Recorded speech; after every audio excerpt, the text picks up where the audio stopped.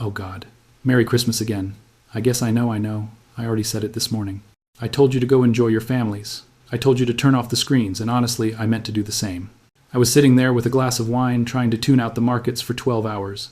But I wouldn't be switching this camera back on right now if it weren't an emergency. I need you to put down the eggnog for a few minutes.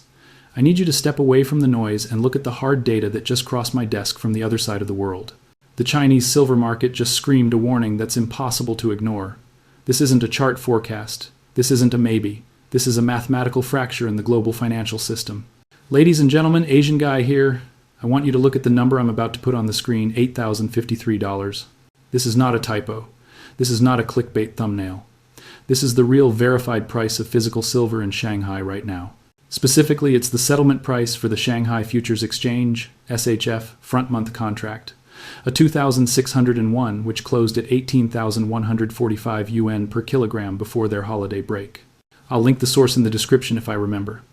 Now let's look at the price on your broker's app here in the US, $71.80.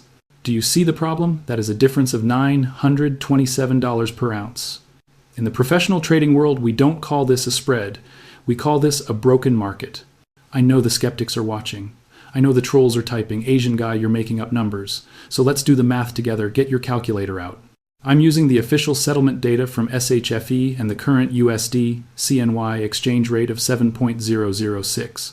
Step 1. Take the Shanghai price 18,145 yuan per kilogram.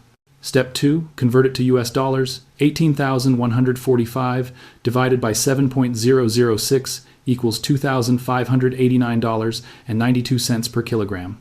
Step 3. Convert kilograms to troy ounces. Remember, silver is measured in troy ounces, not standard ounces. There are 32.15 ounces in a kilo. Step 4, $2,589.92 divided by 32.15 equals $8,055 per ounce. The math is undeniable. The largest manufacturing economy on Earth, the country that actually uses silver to build solar panels and EVs, is valuing the metal at around $80. Meanwhile, the paper market in New York, where bankers trade digital promises, is acting like the price is 71. Now, why is this terrifying for the banks? Because in a normal, healthy market, this kind of gap shouldn't exist.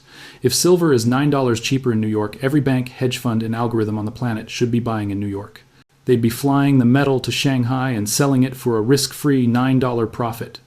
That's called arbitrage. It's the force of gravity that keeps global prices glued together. Normally, the spread is 50 cents, maybe $1 in extreme volatility. But $927, that means gravity is off. That means the arbitrage mechanism is broken. Why aren't the banks closing this gap? Why aren't they buying the cheap silver in New York? There's only one logical explanation: they can't. They can't move the metal because the metal in New York isn't there to be moved, or the logistics chain has buckled under the weight of Eastern demand. We're looking at a market where the paper price and the physical price have officially divorced, and that's why I interrupted your Christmas. Tomorrow morning, U.S. markets reopen for what we call Ghost Week, the low-volume, illiquid trading days between Christmas and New Year's. You've got near zero liquidity in New York, and you've got a $9 vacuum pulling the price higher towards Shanghai. Nature hates a vacuum. That gap has to close, and since China isn't going to lower their price in a shortage, New York has to rise. We're staring down the barrel of a massive gap up when the algorithms wake up and realize how mispriced they are. Now I'm going to explain why this premium exploded. Reports from China's industrial sectors, solar and EV, say they're panic hoarding metal regardless of price. Why is China willing to pay $9 above global spot? Why aren't they waiting for the price to cool off? Why buy at all-time highs? If this were a speculative bubble like GameStop or crypto, the buyers would be retail traders chasing a chart. But the volume we're seeing on the Shanghai Futures Exchange isn't coming from retail accounts, it's coming from commercial hedging accounts. The whale buying silver in China right now isn't a hedge fund, it isn't a bank, it's the factory floor. We're watching an industrial run on the bank, and unlike a financial run, if you don't get your metal, your factory shuts, workers go home, and your company dies. That's why they're paying $80, because the alternative is zero. Let's start with the first driver, solar photovoltaics PV, the one everybody mentions but almost nobody understands the scale of. China controls more than 80% of the global solar panel manufacturing supply chain, and for years, analysts said solar would thrift silver away or switch materials. That story just died. A CPIA report released just before the holiday says that despite high prices, silver consumption per watt has stopped falling. They've hit the thrifting wall. You can't reduce silver further without sacrificing panel efficiency. And here's the kicker. TOPCon technology, an industry pivot from old PERC cells to new TOPCon, and 8 JT cells that need 50 to 80% more silver. So, As global mine supply flatlines, China's solar industry realizes it needs more silver per unit, not less. And we're seeing reports out of Jiangsu province that factories are bypassing standard supply chains and going straight to the Shanghai exchange for delivery. They're taking delivery of 15-kilogram bars, melting down investment-grade bars into industrial paste. That's desperation. That's an industry deciding 2026 will be a year of famine, and they're eating everything in the cupboard before the year even starts. But if solar were the only driver, maybe we could handle it. The real panic, the reason the premium exploded to $9 this week, is coming from the electric vehicle sector. We need to talk about the Samsung shock. Earlier this week, reports circulated about the mass production timeline for Samsung's new solid-state batteries. These batteries are framed as a game changer, 600-mile range, and a 9-minute charge time. But the anode isn't graphite, it's a silver carbon composite. And the specs are terrifying for supply. A standard EV uses about 20 to 50 grams of silver for contacts and switches. A solid-state EV uses up to 1 kilogram, 1,000 grams of silver. That's a 20 times to 50 times jump in silver consumption per car. Now connect the dots to China. China is the world's largest EV maker, BYD, CL Neo, and they're not going to let Samsung corner the next generation of battery tech. We're already seeing claims of massive block buys of silver originating from Shenzhen and Ningde, where CL is headquartered. These companies aren't building solid-state batteries today, but they're described as strategic hoarders if they want to build millions of these cars. In 2027, they need to lock in silver now. They're treating silver the way the market treated lithium in 2021, trying to buy the entire mine supply before it even comes out of the ground. When BYD buys silver, the script says they don't buy 5,000 ounces, they buy 5 million ounces. And they're price inelastic. They don't care whether it's 70 or 80. They care about locking up the supply chain and crushing competitors. So we've got solar panic and EV hoarding. What does that do to inventory? Look at the Shanghai Futures Exchange, SHF warehouse stocks. In 2021, these warehouses supposedly held over 3,000 tons of silver as of the December 23rd close. Now they're down to less than 800 tons, and they're still falling fast. That's described as a 75% drawdown in visible inventory. But the registered warrants, the metal available for immediate delivery, are even lower, basically zero. And that's why we have backwardation. I'll pay you more for metal today than I'll pay you for metal next month. Normally, futures are higher because they include storage costs. Right now, in China, spot is trading meaningfully above futures. The factories are screaming, "Don't promise me metal in February, I don't believe you give me the metal today." That backwardation is framed as the heartbeat of a squeeze, a signal that there's a physical shortage at the current price level. Now look back at the West. Look at the comics. Traders in New York are staring at charts, watching the dollar index, drawing Fibonacci retracements, and missing what's happening on the ground in Jiangsu. They treat silver like a currency. China treats silver like a strategic technology metal. The West is selling paper silver at 71 because they think it's expensive. The East is buying physical silver at 80 because it's cheap compared to shutting down a gigafactory. This is framed as the great wealth transfer. Every ounce dumped on the COMEX at 71 gets sucked up, refined, and shipped into a Chinese warehouse where it may never be seen again. So what happens tomorrow morning when Ghost Week begins? You've got a market in New York with essentially zero liquidity. Bankers are skiing, there's no inventory. Asa just drained 1.4 million ounces, and there's a $9 price gap with Shanghai. And now, you know who's on the other side of that trade? It isn't a speculator, it's BYD, it's solar giants, and they aren't going to stop buying because it's Christmas. Those factories run 24/7. If a Chinese industrial buyer decides to hedge January production tomorrow morning, they hit the COMEX ask button. And because the order book is empty, price doesn't crawl, it jumps. It skips from 72 to 75 to 78 in the blink of an eye. They close the arbitrage gap by force. This premium explosion in China isn't a glitch, it's the sound of the industrial supply chain snapping. The factories have done the math. They know there isn't enough silver for solar EV AI and investment demand. So they're playing musical chairs, and right now China is buying all the chairs.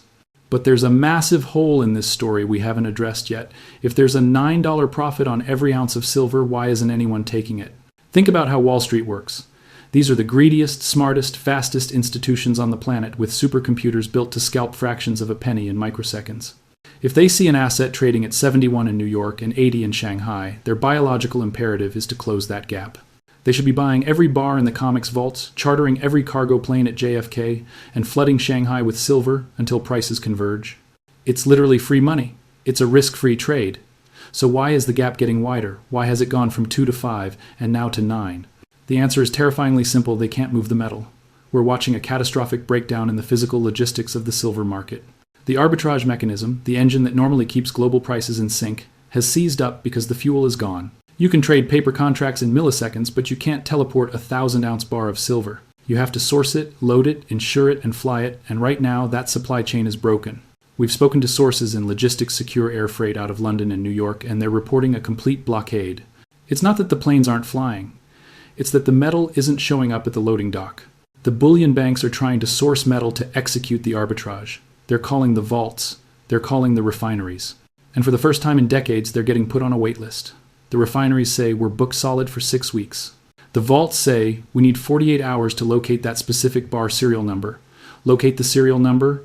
In a digitized modern vault, you should know where every bar is down to the millimeter, so when they need time, it implies the metal isn't where it's supposed to be. Or worse, it's been rehypothecated, lent out to someone else, and they're scrambling to find a replacement before you notice.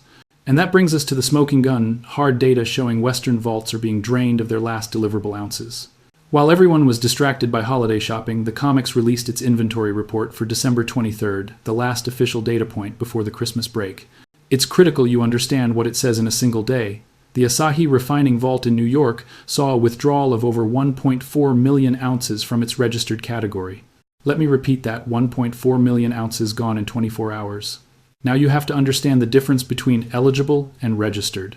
Eligible silver is just sitting there. It might be owned by a private collector or a family office, and it isn't necessarily for sale. But registered silver, that's the lifeblood of the exchange. It's fully warranted metal, available for immediate delivery to settle a futures contract. It's the for-sale inventory of the entire market. And when you see 1.44 million ounces leave registered at Asahi in one day, you should pay attention. Because that move didn't happen alone, the script says another 600,000 ounces left the JP Morgan vault, plus another 200,000 ounces left the CNT vault. All in the same day that looks like a bank-run smart money sprinting for the exits. And these entities, we strongly suspect, are linked to the Asian industrial buyers we talked about earlier. They aren't playing the paper game. They aren't hedging. They're taking possession, backing a truck up to the loading dock in New York, loading physical bars and driving away. And that's exactly why the arbitrage gap won't close. The inventory the banks would normally ship to China is already being taken by the Chinese. It's a paradox. The same demand pushing Shanghai toward 80 is also vacuuming inventory out of New York. That makes it impossible for banks to execute the arbitrage that would normally pull the price back down. This becomes a death spiral for the COMEX. The higher the premium climbs in Shanghai, the faster metal leaves New York. The faster metal leaves New York, the less liquidity there is to manage price, and the less liquidity there is, the more the price disconnects. We're also hearing rumors, unverified reports from floor traders in London, that the LBMA is facing administrative delays processing large-scale allocations. Normally, if you have an unallocated account and request your bars, it takes a few days. We're hearing reports of delays stretching into weeks. And if London is out of metal, the game is over. London is the main hub, the vault of last resort. If the London float is gone, the COMEX is an island. That's why Ghost Week starting tomorrow is so dangerous. New York has been hollowed out, registered inventory is sliding toward historic lows, and the float is razor thin. Tomorrow morning, electronic markets switch back on. There's a $9 incentive for anyone with physical metal to sell into Shanghai, but there's no metal left to ship. So what happens if you can't ship the metal to close the gap? The only variable left that can move is price. The New York paper price has to rise to meet reality. It can't stay at 71 while the physical world is transacting at 80. The math doesn't allow it. The banks are trapped. They're short paper contracts in New York, but they've lost control of the physical inventory. They're like a poker player who bet the house on a bluff, then the other player flips a royal flush. And that other player is China. China isn't bluffing. They're pulling the chips off the table. They're hauling away the table itself. And they're walking off with the metal. We're watching the paper pricing era hit its final chapter. For half a century, New York dictated to the world what silver should cost now that privilege is gone. The real number is being discovered on the loading bays in Shanghai, and New York has become the slow trailing readout. Now we need to focus on tomorrow morning, December 26th, a head-on impact between the liquidity void of Ghost Week and the price gravity of the $9 Shanghai premium. Most of the time that collision creates a volatility spike. This time, because the physical bridge is cracked, it could produce something more hazardous, a super gap. Let me lay out the battlefield. Tomorrow morning, about 90% of the senior traders at JP Morgan, Goldman Sachs, and HSBC are off the grid. They're in Aspen. They're in the Hamptons. Their desks are covered by skeleton crews, junior hands, and automated keep-the-lights-on algorithms. That means the order book is razor thin. On a typical day, you might see 500 contracts offered at $71.50. Tomorrow, you might see 50. That's the liquidity vacuum. It takes almost no capital to shove price a very long distance. Now bring in the high-frequency trading algorithms. These bots don't recognize Christmas. They don't know Asahi is empty. They only understand numbers, and the numbers in front of them are practically yelling. The system sees asset A in Shanghai at $8,053, asset B in New York at $7,126. Command buy asset B until asset A and asset B match. Normally, a human steps in and says, "Hold on, we can't ship the metal, so don't chase it."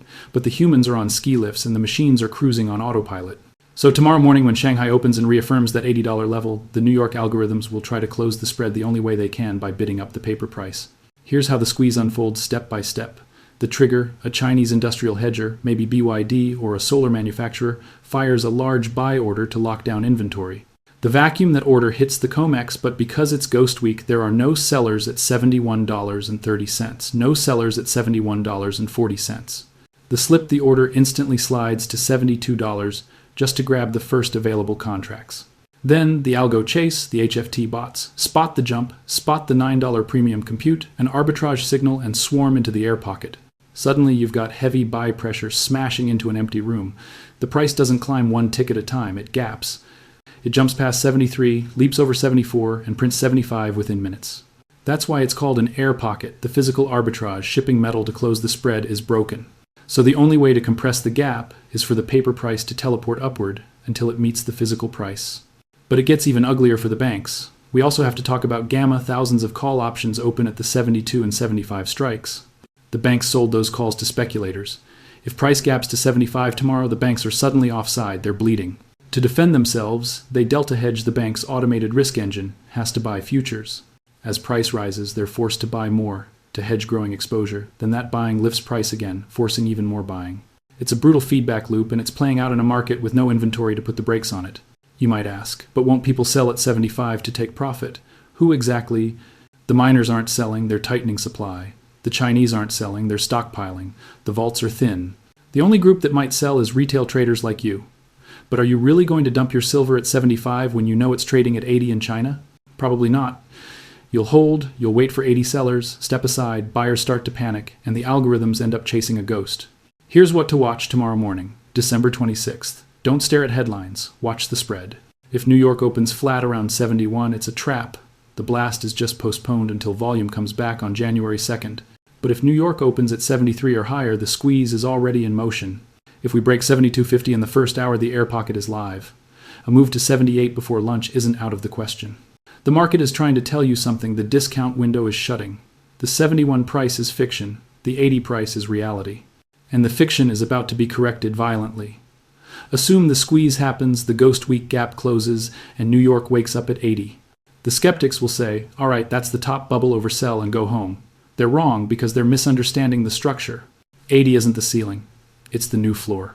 What we're watching, this violent decoupling between East and West, isn't just a trade. It's the closing of an era, the end of the Western discount. For 50 years, New York and London set the price of silver, leaning on paper contracts to keep it convenient for Western banks. But with Shanghai trading at $8,053, that regime is finished. Pricing power has shifted east, and China isn't trying to manage price, they're trying to secure metal. Once New York finally capitulates and matches 80, the suppression mechanism is broken for good. To understand why price can go beyond 80, you have to understand how a CEO thinks. For the last 3 decades, global industry ran on just-in-time inventory. If you were a company like Samsung, Tesla, or a solar manufacturer, you didn't warehouse silver. You trusted the market. You trusted that if you clicked buy on Tuesday, the metal would show up on Wednesday. But what happens when the premium hits $9 and vaults run dry, confidence disappears, we shift from just-in-time to just-in-case? Every industrial CEO staring at a $9 spread thinks the same thing. If I don't lock in 6 months of inventory right now, I may not be able to get it later. That's how a hoarding supercycle begins. And the price level almost doesn't matter. If you're building a $50,000 electric car and it needs $80 worth of silver, you pay it. If silver jumps to $150 and that same car now needs $150 worth of silver, does demand collapse? No, adding $70 to a $50,000 product barely moves the sticker price, but it's essential. Silver is inelastic, and in an inelastic market, once confidence breaks the price, doesn't simply double it, grows a new digit. Now let's talk about the banks, the paper architects. Their whole system depends on one bluff. If you buy futures, we can deliver metal. An $80 Shanghai price calls that bluff out loud. If banks try to short silver at 80 to pin price down, arbitrage bots buy the paper stand for delivery and move metal toward China. The banks can't cap price anymore because they'd hemorrhage physical supply immediately. That means the lid is gone. The manufactured ceiling that kept silver under 30, then under 50, has been dismantled. We're moving into pure price discovery. In price discovery, price climbs until it does one of two things: crush demand, by making it too expensive, or pull supply forward, by making new production worth building. Run the destroy demand scenario. Solar and tech need silver, and they can't easily replace it. Demand is sticky. Now, run the create supply scenario. Permitting and building a new mine can take a decade. Even if silver hits 200 tomorrow, meaningful new supply doesn't arrive until 2035, so for the next 10 years, price has to do the heavy lifting. 80 is the alarm bell. 125 to 150 is the kind of equilibrium level that could actually start balancing a persistent deficit. Here's the forecast for the new reality of 2026. The split market dissolves into a single unified bull market. Right now you've got two prices, 71 and 80. By January, you'll have one price, 80 plus. Once that merge happens, Western investors, pension funds, retail buyers, long-term holders realize the shortage isn't a story, it's a structure, and they've been sidelined, fearing the classic bank smackdown. When they see the banks can't lean on price anymore, and 80 holds as support, investment capital rushes in, industrial panic sets the floor, logistics stress breaks the bridge, the squeeze adds force and investment. FOMO becomes the fuel. That's the recipe for a move that makes 1980 look like a rehearsal. But there's a real danger here, not the danger of a crash, the danger of your own psychology. When silver prints 80, your brain will shout, "That's too high, sell, and lock it in." You've been trained to think 30 is expensive. You've been trained to treat 50 like the top. If this regime shift is real, you have to rewire your instincts for a different baseline. In a world where the dollar is weakening and China is paying $80 for strategic metal, 80 is cheap, 80 is the new 20. If you sell at 80, you're swapping a scarce strategic asset for a depreciating paper currency, right as that asset may be ready to go vertical. You're handing over your lifeboat ticket just as the ship starts to take on water. So yes, the squeeze becomes inevitable, the gap closes and the price re-rates. The real question isn't if, it's how you make it through. How do you survive a market that can move $5 in a day? How do you avoid getting shaken out by violent swings? How do you protect your stack when dealers run out of inventory? I'm going to share 3 concrete strategies a retail investor can use to maximize opportunity without getting wrecked by the chaos. The easy money has already been taken. Now comes the hard money, the volatile money. When silver was sleepy at 25, holding was simple. You bought it and forgot it existed. But when silver starts whipping between 72 and 80, when your portfolio can swing by tens of thousands in a single hour, that's when mistakes happen.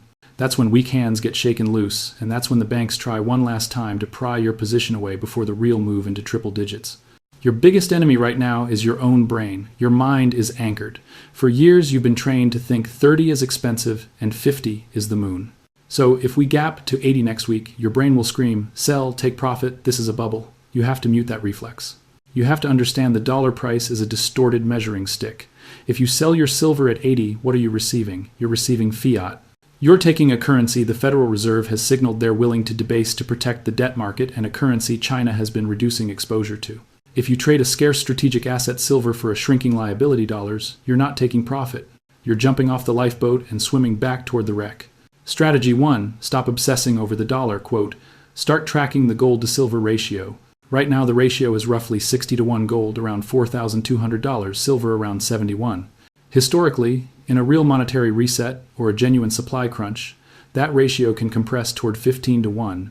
Until silver approaches 1/15th the price of gold, it remains structurally undervalued. Don't even entertain selling because silver looks high in dollars. Wait for the ratio to give you the real signal. 80 is not the signal. Strategy 2, build rules that protect you from volatility before it hits. During Ghost Week, the swings can be nauseating because liquidity is so thin. You could see a flash drop. You could wake up on Tuesday and see silver down $4 in a single minute because an algorithm dumped a block of futures. The media will yell, "Silver crash, bubble burst." That's exactly when most retail gets shaken out. Your job is to decide in advance what counts as noise and what counts as a true change in structure, so you don't make a permanent decision in the middle of a temporary spike. Strategy 3, treat physical inventory like an insurance policy, not a day trading position. If dealers run out of product, the paper quote stops being the price. You can actually pay premiums widen, delivery times stretch, and the real market moves somewhere else. In that environment, protecting your stack isn't only about price, it's about access. The point is to avoid being forced to sell into weakness, and also avoid being forced to buy into panic when supply disappears. Next week, in that thin liquidity window, the volatility could be extreme. We may see an ugly intraday shakeout. We may see a sudden dump that prints a scary red candle and gets everyone screaming crash. But if the underlying spread and the structural drivers remain intact, those dips become tests of discipline, not signals that the thesis is dead. The spot price on your phone is going to flash red. Ignore it. Remember the Shanghai price. Remember the industrial panic. If your screen suddenly shows silver at 68, ask yourself one simple question. Can I actually buy physical metal at 68? Go check the online dealers. Call your local coin shop. I guarantee they won't be cutting prices, they'll be widening premiums. They already know the physical market is strained. If the paper price dumps, it's a gift to the fake price separating from the real one. Don't let a paper game stop-loss you out of your position. If you hold physical, you're insulated from a flash crash. You own ounces, not a contract. If you hold miners or an ETF, you need conviction. The paper quote has to reconnect with physical reality, eventually 80 plus. That's the most practical advice I can give. We're quickly approaching the point of unobtainium. As the arbitrage gap grows, the flow of metal from west to east accelerates. We're hearing that major U.S. dealers are already getting tight on 100-ounce bars and sovereign coins, eagles, maples, the usual liquid staples. There's a real possibility that in January 2026, the buy button disappears, you go to a website and everything is out of stock. Or it's pre-order only with a 6 to 8 week delay. When that happens, the screen price becomes meaningless. It doesn't matter whether spot says 80 or 100 if you can't actually buy any. So here's the strategy. If you have cash on the sidelines that you already plan to allocate to silver, deploy it now. Don't try to nail a dip next week. Don't try to save a few bucks. Secure the ounces while immediate delivery still exists.